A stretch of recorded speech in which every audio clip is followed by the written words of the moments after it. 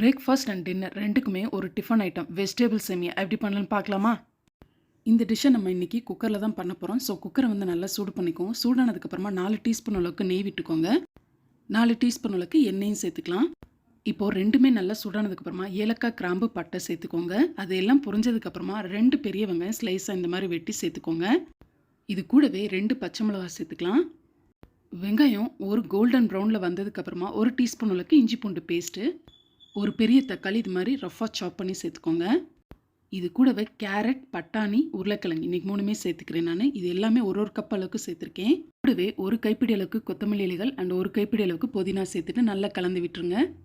இப்போ மசாலா சேர்த்தலாம். 1 டீஸ்பூன் அளவுக்கு தனியாத்தூள் அண்ட் 1 டீஸ்பூன் அளவுக்கு மிளகாய்த்தூள் சேர்த்துட்டு தேவையான அளவு உப்பு சேர்த்துக்கோங்க.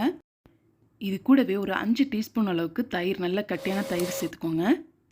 எல்லாம் சேர்த்துட்டு நல்லா மிக்ஸ் பண்ணிவிட்டு இதுக்கு தேவையான அளவு தண்ணி ஊற்றிட்டு நல்லா கொதி வரட்டும்.